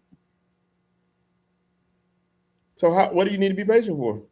I don't So think. you saying? I don't think. Well, first of all, Jalen Hurts was not a number one. The requirements and standards of what they wanted for what they needed from Jalen Hurts and what they expected from Jalen Hurts is different. They did not draft Jalen Hurts to be a franchise guy or a pass quarterback or anything like that. He was a stand-in guy, and he turned into a guy that's able to effectively manage the team. We were still trying to get Carson Wentz the keys to the car, so it's like. Yeah, he was just a backup for Carson Wentz. Hey, now if Jalen was number one and he was the number one first overall pick, and I would 100% agree with you. Hey, and they lost patience with him. Yeah, they may. But the only reason I say, and I'm not taking up for Jalen on this, I'm just saying in general, the reason why you can't compare, because if Caleb Williams had done what Jalen Hurts did, you'd be thinking he's successful, right? If he made the playoffs every year that he's been in the league, which has only been there 2, wouldn't you consider that successful? Depending on how he played. Yeah. I mean, shit. Andy Dalton made the playoffs for 5 years straight, Sheldon. I don't think the Bengals were successful. I think the Bears would take 5 years of playoff berth. Right. That's what I'm saying. But that's because they're coming from shit. Man, let's move on. But at the same time, all right, we're gonna move on because it's like you have quarterbacks make the playoffs, but then because of the quarterback's name, then that's not viewed as a success. You went from not being able to get a date to second base consistently. Like, come on, man. Raise your standards, my nigga. And second of all, the rise and fall of Carson Wentz needs to be a 30 for 30. That's all I got. Man, crazy. All right. Let's see. Shit. Where are we? Power rankings? I think we ain't got no commercial. Yeah, that's what I was looking at. I think I skipped the commercial, Nick. I knew something was off. It wasn't in my notes here. We'll be back after this quick break. If you're looking for real conversations and motivations to be your best, then you have to check out Another Week in the Books. Another Week in the Books with Spike, Lou, and Rich is your go-to podcast for growth and community. Plenty of dope conversations take place week to week as they inspire each other to be better through conversations. Another Week in the Books, wherever you get your podcast. Let's go! You're still grooving, still connecting, still loving, still turning up, still thriving. You still got it, but your immune system, it weakens as you age. That's where vaccines come in. They help train and strengthen your immune response to fight off respiratory illnesses like flu, pneumococcal pneumonia, RSV, or COVID-19. Ask your doctor or pharmacist which vaccines you need. Book in minutes at vaxassist.com. Sponsored by Pfizer. All right, we are back again for another week of our NFL Weekly Picks. Last week's top dog was Spike, who went just 2-2. So let's see who will be leading the pack after week 9. So, somebody done caught up with me almost. Who's that? Is that Nick? It's Nick and FIFO. We tied, nigga. I'm gonna hit you with a FIFO. You know I can't go down by myself. Pause. You like Chauncey Billups right now, bro. Based off of Dead and Hip Hop correspondent FIFO, Chauncey snitched on 30 niggas. That's crazy, Lou. He went from Mr. Big Shot to Big talker, bro. Big talker, boy. Hey, I gotta catch up. I gotta start. Sheldon, we'll be betting tonight, boy. I don't know if that's the right move, Nick. My bad. I should talk to Vegas or Terry Rozier or somebody. Hey, Halloween came up quick for Scary Terry, Lou. They busted in that door like the boogeyman for this shit. He said, "Nigga, we see you on TV." Fuck. All right, so Broncos Texans. Oh, look at shit. Okay, so I'm surprised. Did anybody pick the Broncos? No, I don't think anybody picked the Broncos. I don't know why Lou picked. Why so much faith game. in the Texans though? It's not like they've been great. I picked the Broncos. Well, they played well. I picked the Texans because they played well in this last game, and I'm thinking that they're gonna turn the corner. I don't even know how you I asked. picked the I don't even know Texans you got because of their defense. Don't even talk to Sheldon on when it comes to picking the home team. I'm picking the Broncos. Winning team, Nick. The Broncos are just doing it right now. I don't know why. I think the Broncos have been getting lucky, so that's why I went with the Texans. So I'm riding with going it off. You're right too. Pat Surtain is out. He's going to be on IR too. So you lost your best player. I see. That's the thing. But who do the Texans have for that to matter? Nico. He ain't playing. Hey man, stop taking all them hits. Nico still hurt, is it? Yeah. But the receivers that the Texans have did look good, even though they no names. They looked good. Stroud looked good last week. That's the reason that I picked the Texans. He's playing a hurt ass 49ers defense, bro. If I knew all y'all were picking the Texans, I would have picked the Broncos though. Yeah, I don't I don't understand the Bronco hate, bro. Like I don't understand. Shitty. What are you talking about? That's the reason why. Have you seen Bo Nix play? Man, move on. I'm about to hit it with hey, Lou. I'm about to hit it with a condescending FIFA question. I don't care who's playing quarterback for the Ravens. I'm picking the fucking Ravens, bro. You know what? Honestly, I have no faith in Miami. I think they definitely got lucky, and I think that organization morale is just done. Tua been hit so much, they don't even look like Tua no more. He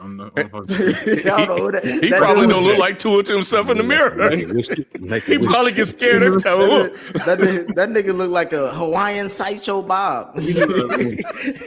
That's Bruno Mars, nigga. And I think saying anything too. Like in them press conferences, I'm like talking to him and Mike McDaniel. He looked like a nigga in disguise in that position. Like you gonna take the mask off like a Scooby Doo. Hey, but I think the Ravens are actually playing for something. Like Harbaugh said, we got to win every game. So Harbaugh was smiling. He was cheating like a motherfucker at that press conference. He was like, I ain't getting fired today, y'all. He said it's an honest mistake. His lying ass, bro. I know. Golly, anyway. Vegas gave him a call. The Mafia called his ass. He was like, nigga, what you doing? Nigga? You about to get us all caught. I want to take a second here to just ask Spike, all that shit you was talking about the Chiefs, like. Hey man, I can be wrong about the Chiefs 1 year. Y'all been wrong about them the last two. No, you were emphatic. You were like, I was. Yeah, you know why? It's fucking over, man. It's fucking. I was. It's not over. I can see. It was week 2. I won. Lou just jumped right off that ship quick, boy. Anybody pick the Bills? No one should pick the Bills. Patty got it's belt to ass. Come on. I was gonna say, FIFA. Who did you pick for that Baltimore Miami game? Ravens. I sent the note in the group so that way you have it. Real shit though. Doesn't that win against the Ravens from the Bills now in context for the season, It don't mean shit. It don't mean shit, right? That's what come on, bro. It don't mean shit. They are the mafia built the Bills' schedule, nigga. Like, they did, and they shit in the bed. It was like Atlanta. You listen that to division is not playing nobody because the same thing with the Patriots. They ain't playing nobody. I saw Patriots playing Sam Houston State. I'm like, what's happening? Hey, Rasheed Rice been cooking too. But look, I told y'all weeks ago that I wasn't worried about the Kansas City Chiefs because they was going to get their guys back and that they was going to be all right. And that's what we're seeing. Granted, they did face against a Commanders defense without Jaden Daniels, so them throwing up 30 whatever on that team don't really mean shit to me. Yeah. I want to see them like moving forward. FIFA, I hear what you're saying. They do look good, but I got to see them play against better competition. Man, Josh Allen, I don't disagree. Josh Allen got to play better for me. Yeah, they beat up on Lamar. Lamar's playing. All right, well, that's it for our picks. So let us know who you guys have. Game. Oh, I thought we I forgot about this. You know, I'm taking Pittsburgh, man. I don't know why. I hope you're right, Q. I don't know why, Q. That defense what the salary that the Packers are paying Michael Parsons is the salary that they're paying that whole defense in Pittsburgh. This is I don't like the defense. I didn't believe in this team when they were 4-1. Tomlin just has a way to find ways to win games, and they found a way to lose 2 lately, and it's been awful. And the defense has been shredded. They're falling apart. He's going to have to get those guys back together. They just made a trade with New England, I think, for a safety. I don't know. I don't know if it's going to help, but I think that they have to win this game. They have to win this division, Ken. You can't be up 4-1 and everybody damn near is in single digits. This cannot be the division that Mike Tomlin loses with Joe Burrow and Lamar Jackson out for more than 8 weeks. It's just like this can't be the one. Exactly. That's what I say it every year, Q. I say it every year, I think, and I always I'm like, man, this might be the year. I say it every year and I'm proven wrong. I don't think they're going. I think he's going to end up going 9-8, of course, but it's just like at least 9-8. So I think he's going to avoid that. I don't know if they're going to make the playoffs, bro. And for poor Aaron Rodgers, man, he balling too, and the 1 year that I can't get the Steelers don't make the playoffs is when I come here. I just really dislike Arthur Smith's offensive scheme. I really don't understand. But that's not the issue. It's really not. But the thing is that and then we'll do power rankings after we finish this. They need to transition this team to a run first team. I like Aaron Rodgers a lot, but Jalen Warren and Gainwell are getting like 6 yards a pop. I don't know why they are trying to force A-Rod to be the 34, 35-year-old. Nah, man, you have to ride your stallions, bro, and they are getting 6 yards a pop. So run them, bro. I think that first of all, the receivers don't create no separation. You look at what they have at receiver; they have nothing. I told you about Metcalf. I like DK. I mean, I was going to say I like DK, but DK can't do it by himself. Lockett did a lot for DK in Seattle, and they don't have the person opposite of him to make him look good. Their other receivers are all tight ends. They got 3 tight ends, I think 4 tight ends now, even that catch passes. And that's not enough to get done what they need to get done. They're not moving the ball like that. And Aaron Rodgers, he really doesn't have that many options. You could tell that he's looking out there for something and don't have it. There's no separation. And the defense wears down. These guys are old out there, and it's looking like it. They slow down. They started out great. It ain't even cold yet, Sheldon, especially. Right. But they started out, if you watch the Green Bay game, that first half, they were playing great. That's my thing is like, how you go from a first half where you're up by double digits. 16-7. They was up 9. It was 16-7. Or 2 scores. You're up by 2 scores. And the second half, you give up. Well, they say that I think what I saw, because I didn't get a chance to watch the game, but they said that one of their key players on defense got hurt, and that became a sieve after that. Yeah, Deshaun Elliott got hurt. Yeah, I keep up. I ain't trying to hear all that shit. TJ Watt, their best player. I agree with that. I keep up with the Steelers a lot, and this game falls on Mike Tomlin because the defense was absolutely atrocious, and Man, Jordan Love is terrible. Don't do that. J-Lo, I was about to say, let's not gloss over the fact. He's so terrible. He just throwing shit up. They could have put it away if they would have, instead of kicking 3 field goals. I saw if they would have. You saw him throw that ball up. Like, it was just like, I'm trying to tell you, bro. That's what he does. Hey, Jenny, when he play like that, he Jenny from the block, bro. You're still grooving, still connecting, still loving, still turning up, still thriving. You still got it, but your immune system, it weakens as you age. That's where vaccines come in. They help train and strengthen your immune response to fight off respiratory illnesses like flu, pneumococcal pneumonia, RSV, or COVID-19. Ask your doctor or pharmacist which vaccines you need. Book in minutes at vaxassist.com. Sponsored by Pfizer. Speaking of defenses, all right, our power rankings this week will be the top 5 defenses in the league to date. Dallas. Stop it. Number 5, the Cleveland Browns. It's tragic that they don't have an offense to go with this defense that they have. They can go with anybody in the league as far as stopping people, but they got dog shit on offense, so it'll never work for them. I don't feel bad. It's his own fault. Push your door Sanders in. That's all I can say. Yeah, that won't help. Number 4. We just talked about them. Green Bay. Their defense was the second half. Michael Parsons was doing his thing. We see why he is the player that they traded for, gave away those picks for. He gets to the backfield. He does what he needs to do. That's number 4 defense in the league. Number 3. What team? Kansas City Chiefs.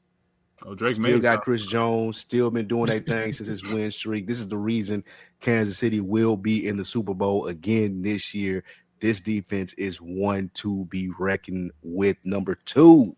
Why Drake May face up there? Yeah, I'm about to say, why is Drake May never? Don't call out the producer, y'all. Y'all was some assholes. All right, number 2, the Denver Broncos.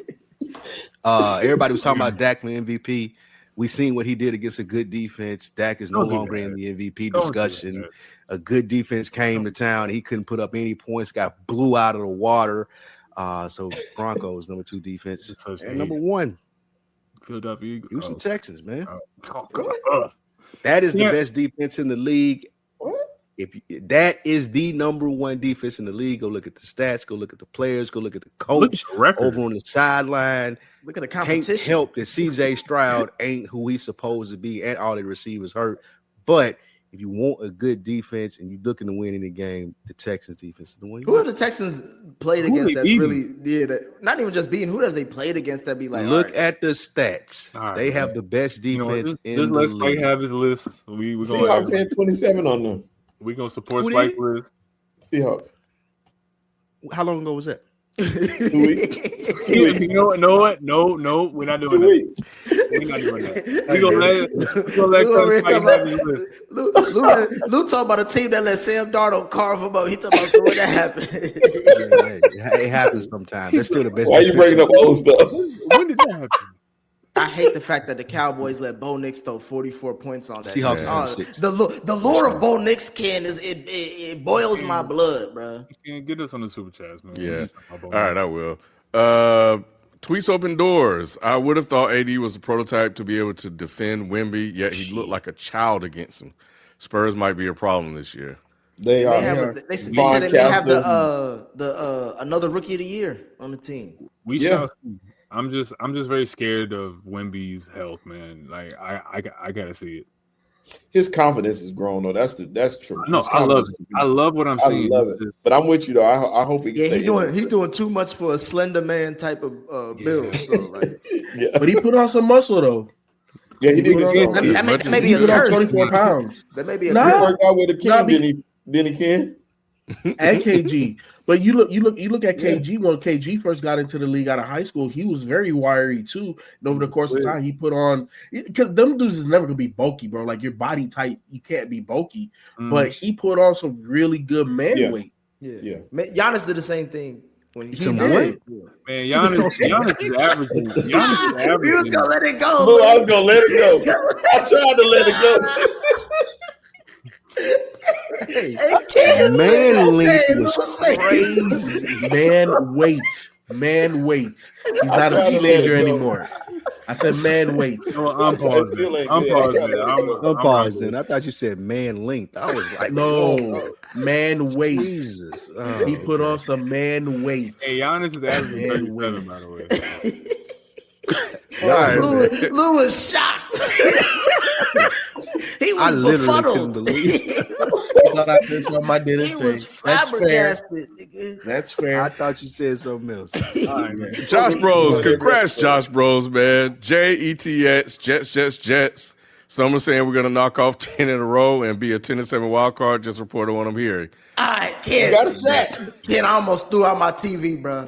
That I'm game, surprised bro. that wasn't on the list. Bro, I almost threw my. Yo, can I just tell you that like Justin Fields saying that he was in his closet crying? He did not say that. He did say that. He did not. He did say that, Kane. Yes, he He did. did say that. He said he was in his closet, balled up. He crying. said he was in his closet. He was in the closet crying. Yes. Hey, Ken, when he said that, I was like, you know what? Even though I'm a Bengals fan, let Justin Fields have that game. Hey, Lou, I never want to hear a grown ass man. I never want to hear a grown ass man say he cried at his Like, what do you closet. say to a man to tell you, man, I was in the closet crawling, like crying? What is wrong with this, bro? I'm like, why you gotta be that intimate to have a moment? Closet is a weird space to cry. What they closet always say is when you talk about stuff that Batman couldn't have got out of me? Like, I would have never mentioned that shit in public, nigga. You serious? Yo, he got up to the podium and said, yeah, you know, I was crying. I gotta say crying in the shower. Crying in the closet. See, both of those are too flagrant because it's like, bro, like you got soap on you crying, like that's just weird. And then, Why are you telling people this? Because he was depressed, bro. He wanted to know how he was feeling, Ken. The only place I went to the closet and cried. acceptable for a man to cry is in the car or with his children. Like, I'm sorry, bro. You cannot be or with your wife. You know what I'm saying? But beyond that, those are three places you can cry: the closet, the shower, no, bro. Yeah, we don't need those details. No, anyway. Josh Bros, my Spurs hottest team in the NBA, Wemby on pace for unanimous MVP. A lot of Spurs fans are saying trade Fox for a wing. What do you guys think? 4 games in, the Spurs are the hottest team. Hey, Ken, right? You know the Spurs. First week, Ken. They are the hottest team this week. But you know the Spurs have never started off 5-0 ever in franchise history, even through the dynasties. So look, all I'm saying is this: I'm not saying that they're gonna win. Because I think just like any young team, you got to take your ass whooping in the playoffs. Everybody got to do it. Now, can Wemby overcome that? Possibly. You know what I'm saying? He's that type of generational talent that he could. I wouldn't put my money on it. I'm just saying. You know, I'll put my money that they make in the playoffs. I'll put my money that they may win the series, but I don't know they're going to beat a championship season team in the playoffs. That being said, go ahead. No, my bad. Finish your point. No, go ahead. Now I was just gonna say, like, Q, why they coming at De'Aaron Fox like that? I heard the streets of San Antonio saying they rather have Megan Fox than De'Aaron Fox. The reason being is because of how they've looked so far to start the season. You add him to this mix, that takes away from what they've been able to do. These young dudes are running. They running. And they looking good. You add him to the mix, it's going to take away. Similar to what adding KD to those guys in Houston did. Now they ain't won a game you have it. Fox is not a bad player, to Sheldon's point. It's just that I think some people are looking at it theoretically where it's like you have Harper, who people are really high on. Just the wiggle to his game is crazy. Yeah. Love his handle and just love his finishing ability. And then you got Castle and Vassell. And you're looking at it from a standpoint of, De'Aaron Fox is a veteran, but the lack of shooting at that point guard position next to Wemby isn't really ideal. So that's why people are saying trade him for a wing. Some people are saying Keegan Murray from the Kings and whatnot will be a good fit, blah, blah, blah. So we'll see. But Giannis MVP right now, bro. 37 points per game is crazy. But hey, you can. Maxey had 39 and 10 tonight, and he, like I said, he leading the league in scoring. It's early, but if Maxey stay on this pace, that's wild. We them boys, Steelers got to let Tomlin go after this season. He's there until 2027. Yeah, they gave him a contract extension. Tomlin's Tomlin's gonna leave the Steelers before the Steelers leave Tomlin, bro. It's crazy because the Ravens are a 53% chance to win the division again already. And at this point. I think 2-6. Yes, right now, Nick. They dick riding. But all right, cool. Shout out to racism be funny sometimes. You do, all right? You do. You really do. Not with an R. Kelly background, though. That is. Yeah, I think he said earlier he sent in two by mistake, so I'm going to read this one. What's up, fellas? Hope y'all good. If y'all could put any all-time great on an NFL team today, who would it be? I got Megatron with Detroit. You can put the same team, Barry Sanders. I put Dion on the Cowboys. Brian Dawkins on this Eagles team, please. That's almost unfair. You sure you want to put Dion on the Cowboys? I put some help. Not with them toes. Hey, I'm sure Buffalo not this version of Dion. I'm talking about the real Dion. Hey, Reggie White on the Eagles. Yeah, no, we do need pass rush, but I don't know. Something about Dawkins, just the leader that he was. Yeah, that's a different attitude. The two that I'm thinking about for the Bengals would be like Anthony Munoz on the offensive line and Geno Atkins on the defense line. So like those are the two that I'm thinking. Munoz for I would say I would say Michael Vick for the Falcons. You put Vick on that squad. They were definitely talking about nobody ever something different. Vick and Bijan Robinson. Vick and Bijan. That's unfair. That'd be unfair. You know what's so crazy is that Mike Vick might actually be the most underutilized talent at QB we've ever seen because he didn't get RPOs. You know what I'm saying? No. The offense wasn't designed. If you go back, bro, and watch Michael Vick, he wasn't the very first mobile quarterback, but he was the first archetype of what we're seeing now. Yeah, for sure. And the offense wasn't built around him because you watch all of his scrambles and everything. That was just him. It was him being Houdini. Mm-hmm. We haven't seen nobody be that good. The closest thing we've seen is Lamar. But bro, if you built an offense around him and Bijan, and then somebody took two, put Dion on the defense oh my God. Hey, we talking, bro. Atlanta will be so turned right now. Oh, that's my two. I would like Lawrence Taylor or Derek Thomas on the Chiefs. Derek Thomas. Man, Derek Thomas, man, that was one of my favorite. That was probably my favorite defensive player ever. Man, he was. You know who we leaving on the table, man? How will we not put Randy Moss or Pat Mahomes? How will we not do that? We talking about that man gonna catch like 35 touchdowns. Yeah, that's a good one. We them boys, you want me to put a Panther up there? I will. Cam Newton back with the Panthers. Cam Newton in his prime. They wouldn't do nothing though. Oh, chill, man. Revisionist history on Cam. I think Cam will lose. Hey, what I mean by not doing nothing, I don't think they win in the Super Bowl. Oh, that's all I'm saying. Cam did a lot. Cam did a lot. I can see that. Prime Cam probably jump on that football when he needed to. Yeah. That's all he had. He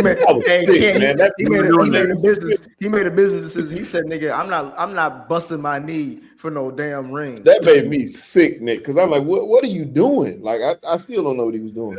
I think we know what he was doing. Now, we know exactly what the fuck he was doing. We them boys, museum heist, which is crazy that somebody stole the artwork from the yes, man, that shit was insane. That pink ass crime, like get the fuck. They caught two of them, I think, mob gambling rings, and it's the 1920s. But Monty Jones said, like, where are you taking that? Like, you can't take that to the pawn shop. I'm flipping that shit. You go to the black market, you on the. Where you flipping it? Like, how you flipping that? Hey man, I done seen crackheads flip a whole truck of Samsung. If you steal it, you got to know somebody who's gonna sell it. They definitely knew before they stole it. We them boys. Broncos 5-2. Give Sean Payton credit. Great coach. All right, let's move I on. ain't giving him Thank shit. you. Because Ken, we would have to acknowledge that he can't score in the first 3 quarters of games and has to wait for unless it's the Cowboys. It's gonna fall apart. And last one, Green Beans. Welcome to the city, FIFO. Appreciate it.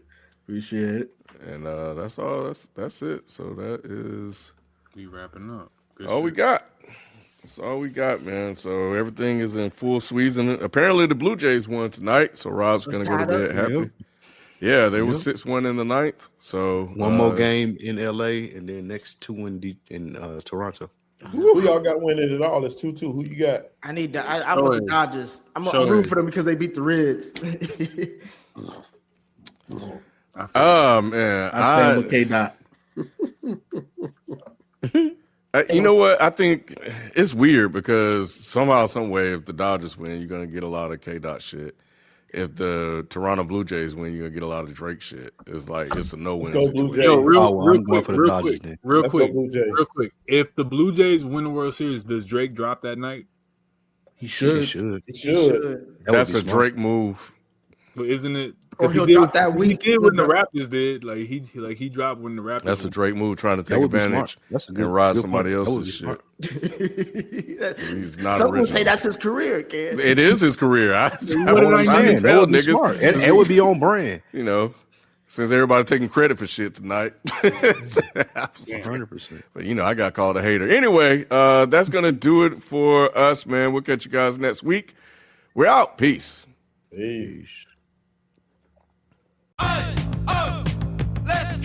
You're still grooving, still connecting, still loving, still turning up, still thriving. You still got it, but your immune system, it weakens as you age. That's where vaccines come in. They help train and strengthen your immune response to fight off respiratory illnesses like flu, pneumococcal pneumonia, RSV, or COVID-19. Ask your doctor or pharmacist which vaccines you need. Book in minutes at vaxassist.com. Sponsored by Pfizer.